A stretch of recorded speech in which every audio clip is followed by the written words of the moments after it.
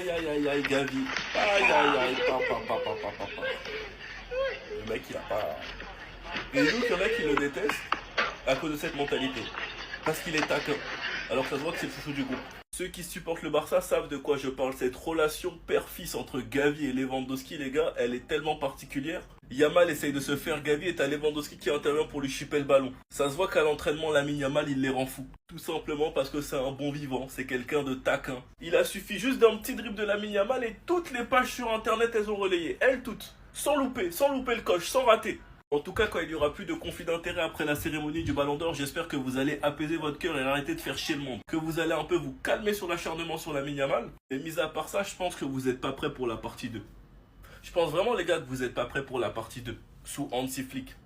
Je pense vraiment que vous n'êtes pas prêts. Ça fait 2 saisons et il monte en puissance. La 3e saison de Lamine Yamal, je préfère même pas encore y penser. Parce que ça s'annonce hard et les jaloux vont maigrir. En tout cas, moi les gars, je vous ai averti. Durant la saison, quand tout le monde parlera de lui parce qu'il sera trop fort, faudra pas bouder. J'espère que vous avez bien profité durant ces derniers mois où tout le monde le critiquait. Enfin bref, sinon vous les gars, vous en pensez quoi? Ramenez sur cette information, on s'ennuie.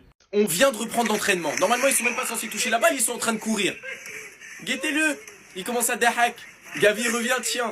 Regardez Lewandowski. Lewandowski, c'est pas son sahab, hein. Il l'a chopé. Il y en a un qui a dit que ça allait être son prime cette année. T'es trompé.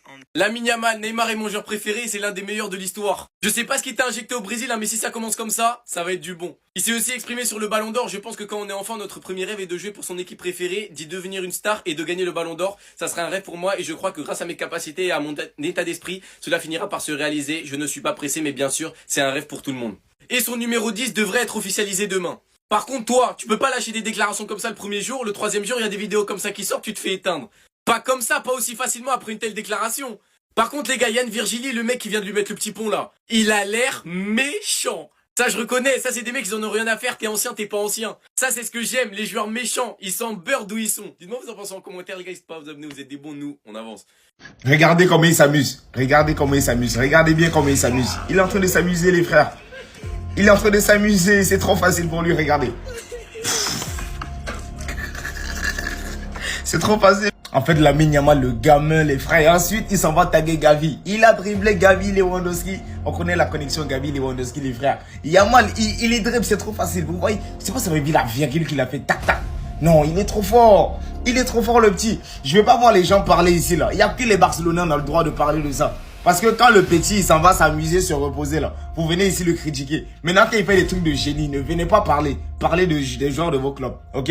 Vous pouvez dire ce que vous voulez tant que ce tonton là, c'est l'entraîneur du Barça. Yamal peut aller en boîte de nuit comme il veut. Tant que c'est lui l'entraîneur du Barça, moi il lui fait confiance. Le tonton là, vous connaissez pas comment il est nerveux. Est-ce que vous connaissez comment il est nerveux? Je vais faire une autre vidéo pour montrer comment il s'entraîne. En fait, Yamal, le game qu'il crée là, on va lui tomber dessus, non? Mais il va se lever, il va fermer vos bouches. Il est trop fort, il est générationnel. Regardez les gars. Olé. Il rigole, hein. Il en rigole, la Yamal. Olé, encore, allez. Il est là pour leur faire la misère. Lewandowski devient fou.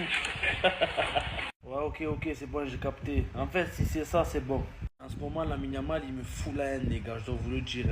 Avec tout ce qui se passe là en dehors des terrains, il me fout la haine à un point. Il n'y a que le terrain.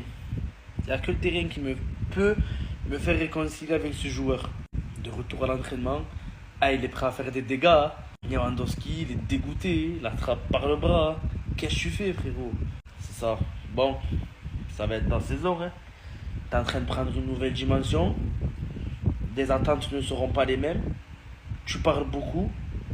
Donc on verra en Ligue des Champions. On verra un championnat. Il y a la Coupe du Monde qui arrive dans 1 an. T'as 18 ans.